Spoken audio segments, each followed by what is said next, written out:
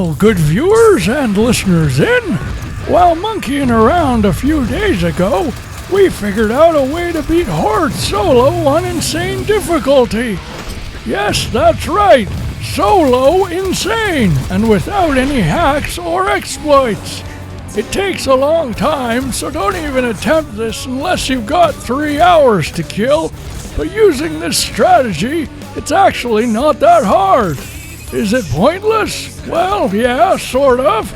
But it is pretty gratifying to conquer the Horde on the highest difficulty setting without any help.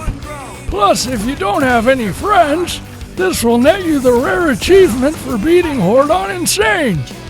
How did we do it, you ask? Well, let's dive right in and find out. Post-haste! If you watched my last video, you'll know to play as the heavy class to maximize your damage output. If you don't have a leveled up heavy, it is possible to do this with the scout instead, since they can take more punishment. But keep in mind, the waves will take longer, as your turret will be doing half the damage. Play on the War Machine board, and place the Fabricator at the top of the south entrance stairwell.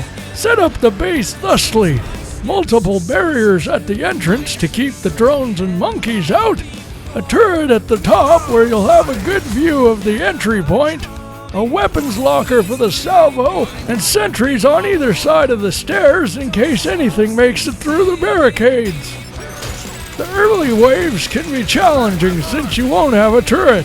Just stay up here for the most part and build a single barrier at the entrance to keep the choppies off your back in case a Guardian gets into the base. The first Guardian on Wave 3 can be particularly tough as you don't have a salvo yet, but once it's down, you can use that salvo to take out the rest of them. Buy a weapons locker as soon as you can afford it to keep the salvo fresh.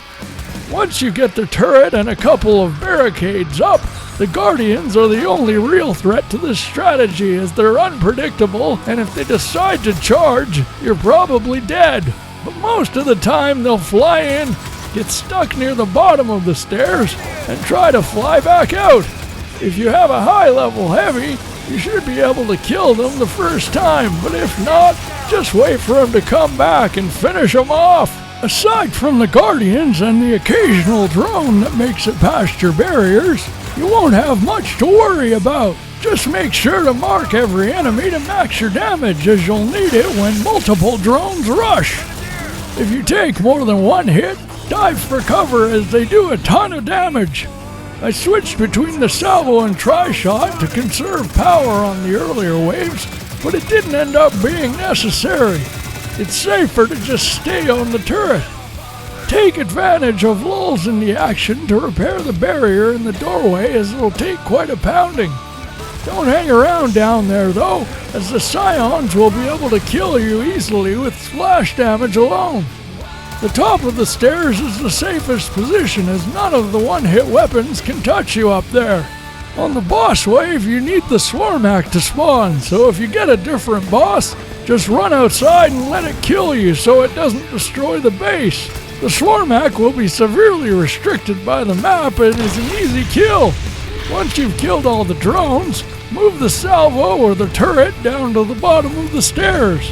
The left side is riskier but faster.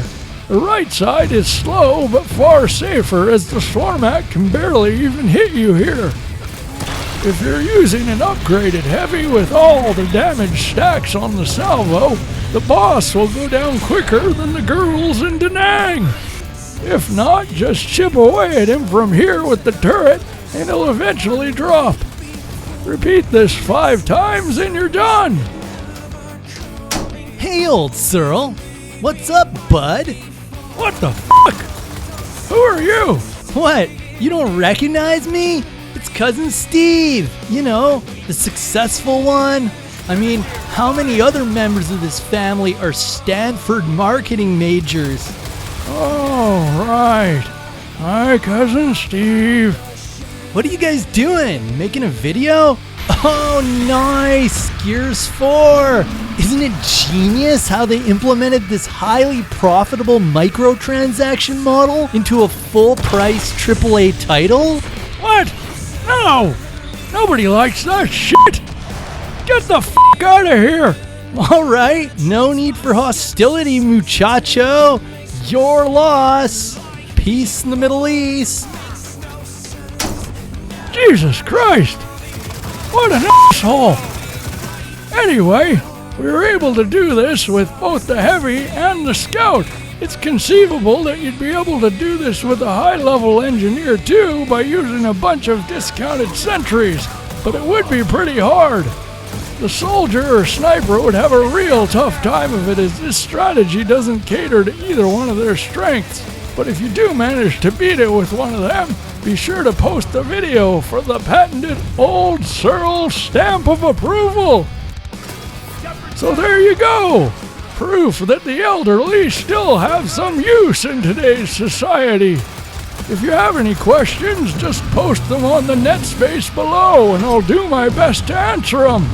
Till the next time, fare thee well, fuckers!